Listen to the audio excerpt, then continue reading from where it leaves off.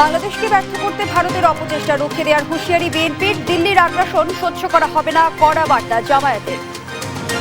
গত 50 বছরে ভারত তাদের মাইনরিটির উপরে যেই জুলুম অত্যাচার নির্যাতন করেছে, সারা এশিয়ার কোন দেশ তার 10 ভাগের 1 ভাগও করতে পারে নাই। আগ্রাসনের প্রতিবাদে ভারতীয় হাই কমিশন অভিমুখী ইনকিলাব মঞ্চের পদযাত্রা। বাংলাদেশ নিয়ে অপপ্রচার বন্ধে স্মারকলিপি। সীমান্তে আবারও ঝরল প্রাণ। পঞ্চগড়ে বিএসএফ এর গুলিতে এক বাংলাদেশের মৃত্যু। মরদেহ নিয়ে গেছে ভারতীয় সীমান্তরক্ষী বাহিনী।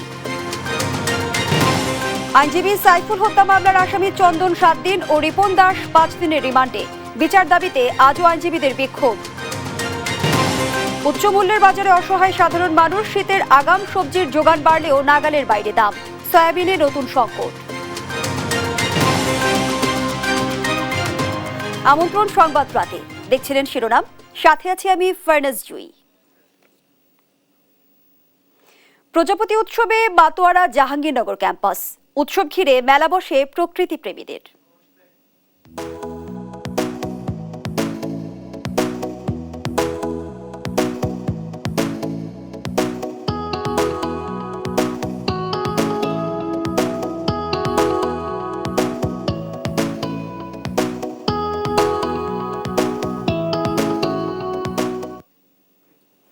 দর্শক, এরিয়ে সংবাদের পরের অংশে থাকছে একটি প্রতিবেদন।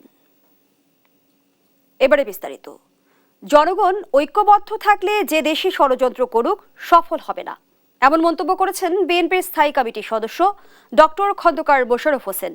বলেন, দেশ কিভাবে চলবে তা জনগণই ঠিক করবে। আর ভারত সাম্প্রদায়িকতার ধোঁয়া তুলে আধিপত্য কায়েমে বাংলাদেশের বিরুদ্ধে উঠে পড়ে লেগেছে বলে অভিযোগ করেন দলটির সিনিয়র যুগ্ম মহাসচিব রুহুল কবির রিজভী। আরো জানাচ্ছেন সাইফুল রিপন। আধিপত্য বিস্তারের অপচেষ্টার প্রতিবাদে ভারতীয় পণ্য বর্জনের আহ্বান নিয়ে গুলশানে আয়োজিত এক অনুষ্ঠানে প্রধান অতিথির বক্তব্য রাখেন বিএনপির সিনিয়র যুগ্ম মহাসচিব রুহুল কবির রিজভী। এ সময় তিনি বলেন, বিদ্বেষপূর্ণ ও হিংসাত্মক মনোভাবের কারণেই বাংলাদেশ সহ কোনো পার্শ্ববর্তী দেশ এখন ভারতের সাথে নেই। সাম্প্রদায়িকতার ধোঁয়া তুলে ভারতকে যেমন বিভাজন করছেন, ভারতের স্বাধীনতার পর থেকে গণতন্ত্রের যে একটি ঐতিহ্য ছিল সেটাকে যেমন ভুলুণ্ঠিত করছেন, আর সেই সাম্প্রদায়িকতার ধোঁয়া তুলে কট্টর হিন্দুবাদীদেরকে উস্কে দিয়ে আপনারা চাচ্ছেন উপমহাদেশে আপনাদের আধিপত্য কায়েম। আপনাদের এই বিদ্বেষপূর্ণ মনোভাব, আপনাদের এই হিংসাত্মক মনোভাব, আপনাদের এই ধরনের অপরকে ঘৃণা করার মনোভাবের কারণে আজকে নেপাল আপনাদের সাথে নেই, আজকে ভুটান আপনাদের সাথে নেই, আজকে শ্রীলঙ্কা আপনাদের সাথে নেই, আজকে মালদ্বীপ আপনাদের সাথে নেই, পাকিস্তান তো নেই। এদিকে 6 ডিসেম্বর স্বৈরাচার পতন ও গণতন্ত্র দিবস উপলক্ষে জাতীয় প্রেস ক্লাবে আয়োজিত আলোচনা সভায় অংশ নিয়ে বিএনপি নেতারা বলেন, জাতীয় ঐক্যের মধ্য দিয়ে দেশবিরোধী সব ষড়যন্ত্র মোকাবেলা করতে হবে। চূড়ান্ত বিজয় অর্জন না হওয়া পর্যন্ত আমরা রাজপথে থাকব। অত্যাবশ্যকীয় সংস্কারগুলিকে সম্পন্ন করে যত দ্রুত সম্ভব একটি অবাধ নির্বাচনের ব্যবস্থা করতে হবে। এই জাতীয় ঐক্যটা এসেছে, অথবা সকলকে ঐক্যবদ্ধভাবে এই ষড়যন্ত্র মোকাবেলা করতে হবে। স্বৈরাচার শেখ হাসিনা দেশ ছেড়ে পালিয়ে গিয়ে অন্য দেশে অবৈধভাবে অবস্থান নিয়ে বাংলাদেশের বিরুদ্ধে ষড়যন্ত্র করছে অভিযোগ করে বিএনপির স্থায়ী কমিটির সদস্য ডক্টর খন্দকার মোশাররফ হোসেন বলেন, দেশের জন্য কখন কি করতে হবে তা জানে জনগণ। এই সরকারকে যাতে করে ব্যর্থ হয় সেই জন্য যত রকমের চেষ্টা তারা করবে। 18 কোটি মানুষ যদি ঐক্যবদ্ধ থাকি, যে দেশই হোক না কেন আমাদের বিরুদ্ধে ষড়যন্ত্র করে তারা সফল হতে পারবে না। জনগণের উপরে আমাদের সকল আস্থা রেখে ঐক্যবদ্ধভাবে সরকার যে সংস্কারগুলো করতে চাচ্ছে সেগুলো দ্রুত শেষ করে আমাদেরকে নির্বাচনের দিকে যেতে হবে। সংস্কার শেষ করে একটি গ্রহণযোগ্য নির্বাচন দিয়ে বিদায় নেয়ার শর্তেই অন্তর্বর্তী সরকারকে সবাই সমর্থন দিচ্ছে বলেও মন্তব্য করেন বিএনপির এই নীতি নির্ধারক। যত দ্রুত দেশে নির্বাচন হয় জনগণ ঠিক করবে আগামী বাংলাদেশ কিভাবে চলবে। সাইফুল রিপন, দেশ টিভি, ঢাকা। বাংলাদেশের 1 ইঞ্চি জমিও কাউকে ছাড় দেয়া হবে না বলে হুঁশিয়ার করেছেন জামায়াতের আমির ডাক্তার শফিকুর রহমান।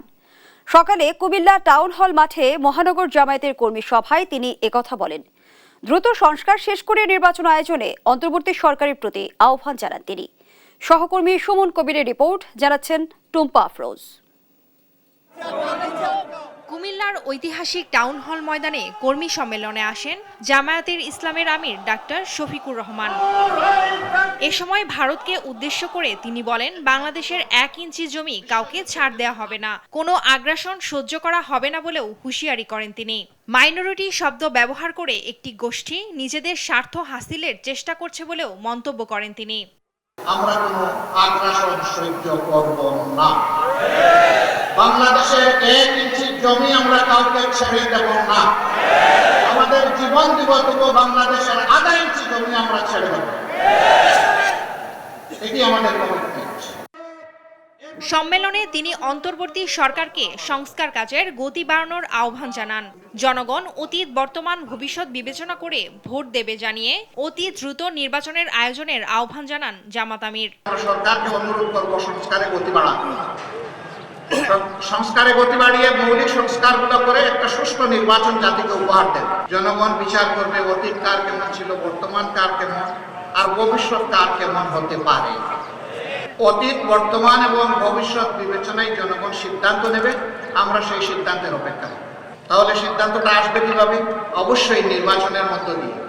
সেই নির্বাচন হতে হবে সুষ্ঠু, অবাধ এবং গ্রহণযোগ্য। নিউজ ডেস্ক, দেশ টিভি। নির্বাচন ব্যবস্থাকে সংস্কার না করে নির্বাচন দিলে দিনের নির্বাচন রাতে হবে, তাই দ্রুত সংস্কার শেষে নির্বাচনের দাবি জানিয়েছেন জামায়াতে ইসলামের নায়েবে আমির অধ্যাপক মুজিবুর রহমান। শুক্রবার রাজধানীর শাহজাহানপুরে ঢাকা মহানগর দক্ষিণ জামায়াতের উদ্যোগে আয়োজিত কর্মী সম্মেলনে একথা বলেন তিনি। এ সময় তিনি বলেন, ছাত্র জনতার অভ্যুত্থানে দ্বিতীয় স্বাধীনতা অর্জিত হলেও তার দোসররা বিভিন্ন গুরুত্বপূর্ণ জায়গায় থেকে স্বাধীনতাকে নস্যাৎ করতে চায়। দোষীদের বিচারের আওতায় না আনলে এ ধরনের ষড়যন্ত্র চলতেই থাকবে। এ সময় প্রধান উপদেষ্টার জাতীয় ঐক্যের ডাকে সাড়া দেওয়ার সব রাজনৈতিক দলকে দ্বিতীয় স্বাধীনতা রক্ষায় এগিয়ে আসার আহ্বান জানান তিনি। সংখ্যালঘুতে আমরা বিশ্বাস করি। আখিরাতের ভয়াবহ জীবন উপস্থিত আছেন। দূষিত লোকদেরকে প্রত্যেকটাকে বিদায় করতে হবে বাংলাদেশের প্রশাসন থেকে। যতদিন পর্যন্ত এই প্রশাসনের দূষিত লোকদেরকে বিদায় করা না যাবে, এই ধরনের ষড়যন্ত্র চলতেই থাকবে। সংস্কার, তারপরে নির্বাচন, এটা না।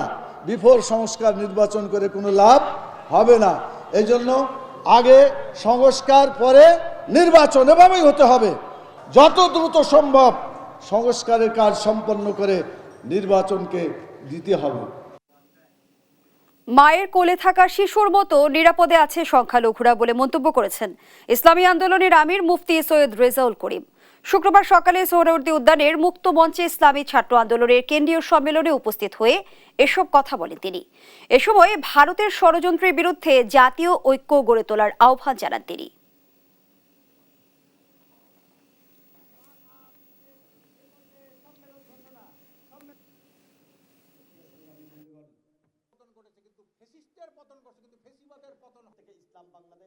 এই উপমহাদেশে ইসলাম জুলুমের শিকার হয়েছে। প্রিয় বন্ধুগণ, বাংলাদেশে হিন্দুরা এবং সংখ্যালঘুরা যে সুন্দরভাবে এবং স্বাধীনভাবে, এক কথায় আমরা অনেক সময় বলে থাকি, মায়ের কোলে যেরকম সন্তান নিরাপদ থাকে, সেরকম আমাদের দেশের মধ্যে সংখ্যালঘুরা সর্বক্ষেত্রে নিরাপদ থাকার পরেও আজকে আমাদের পাশের রাষ্ট্রে ভারত, সেখানে বিভিন্ন সংবাদ মাধ্যম আমাদের দেশকে অশান্তি তৈরি করার জন্য বিভিন্ন মিথ্যা সংবাদের মাধ্যমে দেশকে বিভিন্ন ধ্বংস করার, বিভিন্ন ধরনের অশান্তি করার বিভিন্ন নীল নকশা তৈরি করেছে। ভারতে বাংলাদেশের সহকারী হাই কমিশনে হামলা, আজমির শরীফ দখলের পায়তারা এবং ভারতে সংখ্যালঘুদের উপর নির্যাতনের প্রতিবাদে ভারত দূতাবাস অভিমুখে পদযাত্রা করেছে ইনকিলাব মঞ্চ। বিকেলে গুলশান 2 নম্বর গোলচত্বর থেকে শুরু হয় এই কর্মসূচি। নিরাপত্তার কথা বিবেচনায় পুলিশ ভারতীয় দূতাবাসের দিকে যাত্রা করতে না দিলে মঞ্চের 3 সদস্য দূতাবাসের স্মারকলিপি দেন। এর আগে সংক্ষিপ্ত সমাবেশে বক্তারা বাংলাদেশের বিরুদ্ধে ভারত ষড়যন্ত্রে লিপ্ত বলে অভিযোগ তোলেন। দেশটির গণমাধ্যমে বাংলাদেশ নিয়ে চলমান মিথ্যাচার, অস্থিতিশীলতা সৃষ্টির পায়তারা বলেও অভিযোগ করেন তারা। ষড়যন্ত্রের কঠোর জবাব দেওয়ার হুঁশিয়ারিও দেয় ইনকিলাব মঞ্চ। বাংলাদেশ শুধু না, সারা বিশ্বের সমস্ত শান্তিকামী মানুষদের তরফ থেকে আমরা ইন্ডিয়ান এম্বাসিকে জানাতে চাই, আজমির শরীফ দখল করলে এর পরিণতি হবে অত্যন্ত ভয়াবহ। গত 50 বছরে ভারত তাদের মাইনরিটির উপরে যেই জুলুম অত্যাচার নির্যাতন করেছে, সারা এশিয়ার কোন দেশ তার 10 ভাগের 1 ভাগও করতে পারে না। আবারও সীমান্ত হত্যা।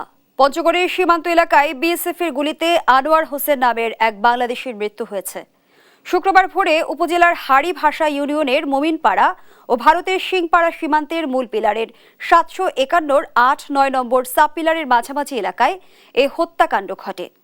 নিহত আনোয়ারের বাড়ি তেঁতুলিয়া উপজেলার দেবনগর ইউনিয়নে। বিজিবি জানায়, বৃহস্পতিবার রাতে ভারত থেকে ফেরার পথে আনোয়ার সহ কয়েকজন বাংলাদেশিকে বিএসএফ এর চানাকেনা ক্যাম্পের সদস্যরা ধাওয়া করে। একসময় বিএসএফ গুলি চালালে ঘটনাস্থলেই মারা যান আনোয়ার। পরে তার মরদেহ নিয়ে যায় ভারতীয় সীমান্তরক্ষী বাহিনী।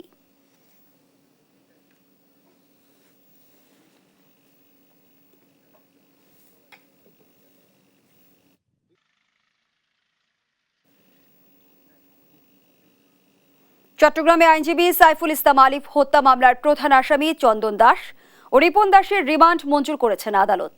বিকেলে চট্টগ্রামের 6ষ্ঠ মহানগর হাকিম কাজী শরীফুল ইসলামের আদালত এ আদেশ দেন। পরে কঠোর নিরাপত্তায় তাদের কারাগারে নেওয়া হয়।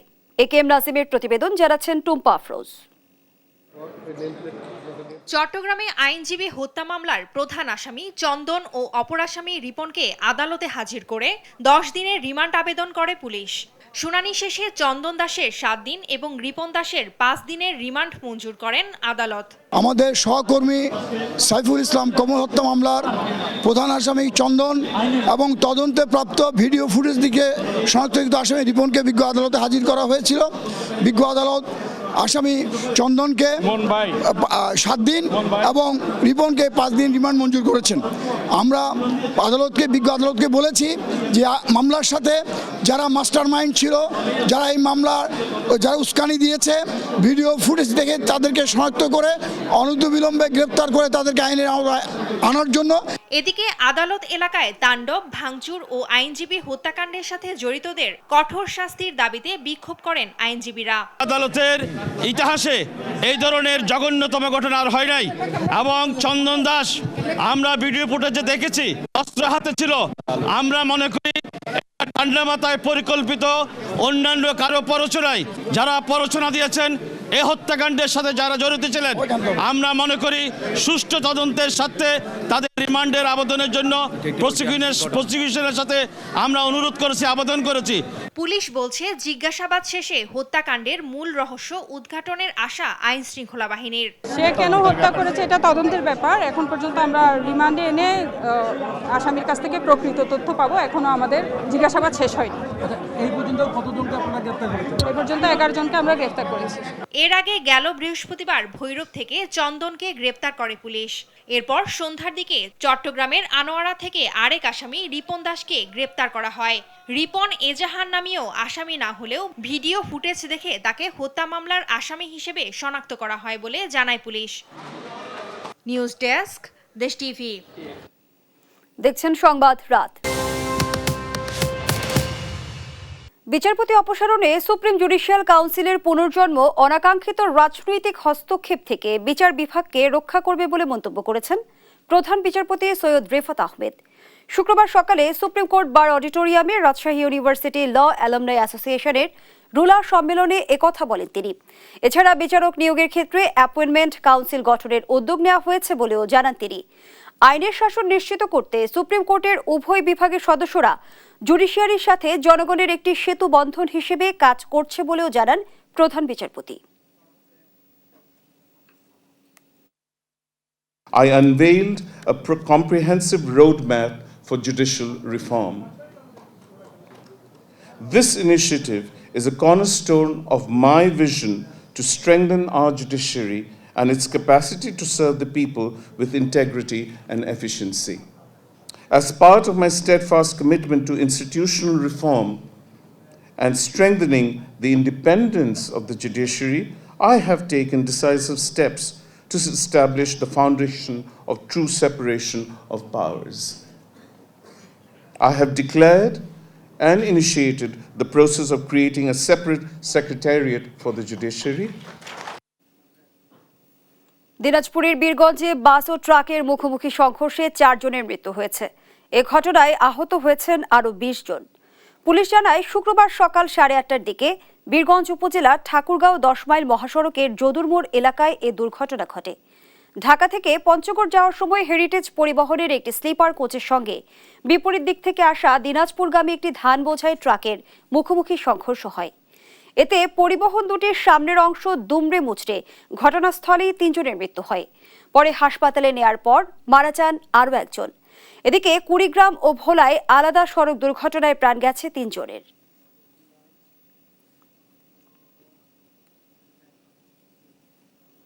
আশুলিয়ার আলোচিত ও চাঞ্চল্যকর ফয়সাল হত্যাকাণ্ডের পরিকল্পনার খবর আগেই জানত পুলিশ, যা উঠে আসে খোদ বাহিনীর এক সদস্যের স্বীকারোক্তিতে। জানার পরও কোনো ব্যবস্থা নেওয়া হয়নি। প্রকাশ্যে কুপিয়ে হত্যা করা হয় ফয়সালকে।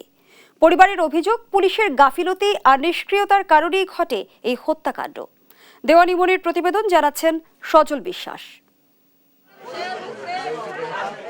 গত 30শে নভেম্বর সন্ধ্যায় আশুলিয়া ইউনিক এলাকায় প্রকাশ্যে ধারালো অস্ত্র দিয়ে কুপিয়ে হত্যা করা হয় ফয়সাল কবির নামে এক যুবককে।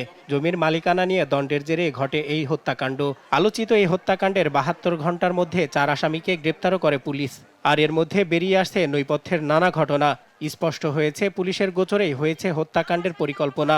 খোদ মামলার তদন্তকারী কর্মকর্তা আশুলিয়া থানার উপপরিদর্শক সাখাওয়াত হোসেনের স্বীকারোক্তিমূলক গোপন ভিডিও ফাঁস হওয়ার পর সৃষ্টি হয় চাঞ্চল্যের। ওরা যে অস্ত্রপাতি যে বহরা দিতেছে এটা আমার নলেজ আসছে, আমরা এরকম মহড়া তো প্রতিদিনই দিচ্ছি। অনুসন্ধানের তথ্য বলছে আশুলিয়ার বাইপাইলে 20% জমি নিয়ে দুই পক্ষের মালিকানার দ্বন্দ্বের জেরেই খুন হন ফয়সাল। সূত্রমতে গত 30শে নভেম্বর সকালে ওই জমি নিয়ে শরীফুল ও শহীদুল গ্রুপের মধ্যে ঘটে মারামারির ঘটনা। শরীফুলের পক্ষে নিয়ে ওই জমিতে গিয়েছিলেন ফয়সাল কবির। এর জেরে অস্ত্রের মহড়ার সঙ্গে হত্যাকাণ্ডের পরিকল্পনা চলছে এমন আগাম খবরও ছিল পুলিশের কাছে। তবুও এ ঘটনা ঠেকাতে কোনো ধরনের পদক্ষেপ নেননি পুলিশ। পুলিশ যত জানতো, তাহলে আমার স্বামীরা কিসের জন্য এরা বাঁচাইলো না, নিরাপত্তায় রাখলো না কিসের জন্য? এটা আমরা সরকারের কাছে, আইনের কাছে আমরা বিচার চাই। তারা নিরাপত্তা দিতে পারে না, ব্যর্থতা তাদেরই। তো আমাদের তো আর কি করবো আমরা? আমাদেরকে বলতে পারতো কেউ যে তোমার ছেলের কিন্তু এই অবস্থা হইতেছে। আমি এই 2টা নাতিন নিয়ে কি করব বাবা বলো।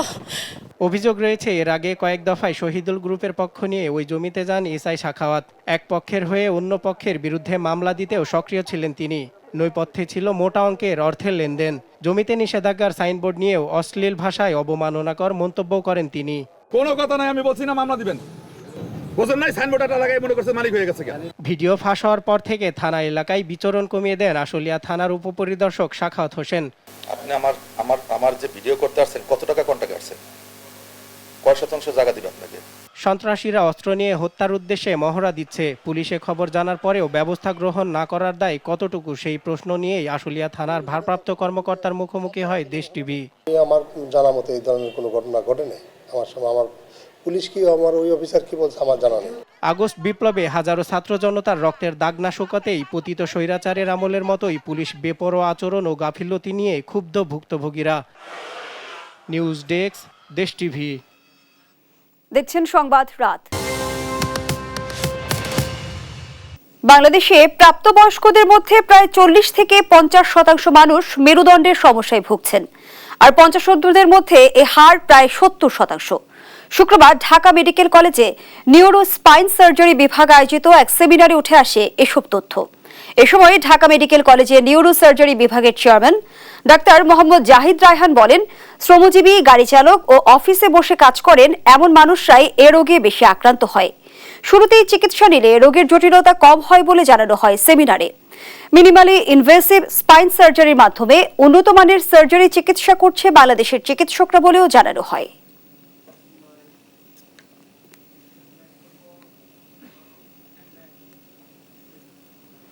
রাজধানীর আইসিসিবিতে শুরু হয়েছে বাংলা মেডিকেল ও ডায়াগনস্টিক এক্সপো 2024। দেশের চিকিৎসা প্রযুক্তিতে সারা বিশ্বের নিত্য নতুন উদ্ভাবন, পণ্য এবং অনন্য মাত্রা যোগ করার উদ্দেশ্যে তৃতীয়বারের মতো এ প্রদর্শনীর আয়োজন করা হয়। বাংলা মেড এক্সপো বাংলাদেশের চিকিৎসা, সার্জিক্যাল, ডায়াগনস্টিক এবং গবেষণা ল্যাবরেটরি বাজারের জন্য একটি সুনির্দিষ্ট প্ল্যাটফর্ম, যা চলবে 8 ডিসেম্বর পর্যন্ত। মেডিকেল ও ল্যাবরেটরি শিল্পের ক্রমবর্ধমান চাহিদা মেটাতে প্রদর্শনীটি বিশেষভাবে সাজানো হয়েছে। এছাড়াও মাতৃত্বকালীন সমস্যায় ভুগছেন এমন মহিলাদের জন্য প্রদর্শনীর দিনগুলোতে 10টিরও বেশি হাসপাতালের অভিজ্ঞ ডাক্তাররা বিনামূল্যে সেবা দেবেন।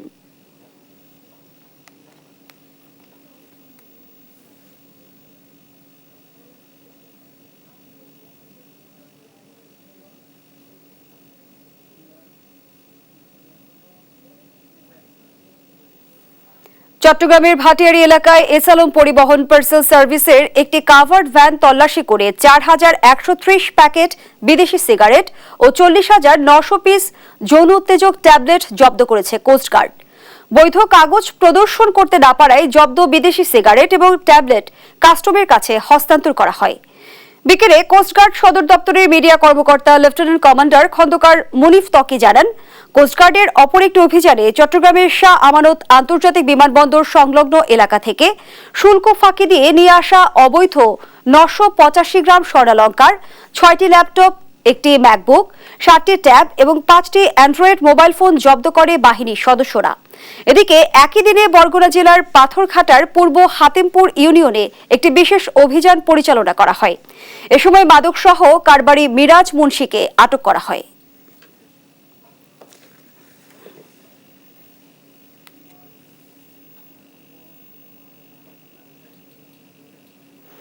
উড়লে আকাশে প্রজাপতি, প্রকৃতি পায় নতুন গতি, এই স্লোগানে জাহাঙ্গীরনগর বিশ্ববিদ্যালয়ে হয়ে গেল 14তম প্রজাপতি মেলা। মেলা ঘিরে উৎসব মুখর হয়ে ওঠে পুরো ক্যাম্পাস। বিশ্ববিদ্যালয়ের শিক্ষার্থী ছাড়াও দেশের বিভিন্ন স্থান থেকে হাজারো প্রজাপতি প্রেমী ছুটে আসেন এই আয়োজনে। দেওয়ানি মনের রিপোর্ট, জানাচ্ছেন টুম্পা আফরোজ। প্রজাপতির বাহারি রং আর সবুজ প্রকৃতির এ যেন এক নান্দনিক মেলবন্ধন। প্রজাপতি দেখার বাসনায় রাজধানী সহ আশেপাশের বিভিন্ন স্থান থেকে দর্শনার্থীরা ভিড় জমান জাহাঙ্গীরনগর বিশ্ববিদ্যালয়ের প্রজাপতি মেলায়। বেলা বাড়ার সঙ্গে সঙ্গে বাড়তে থাকে অভিভাবক আর শিশুদের ভিড়।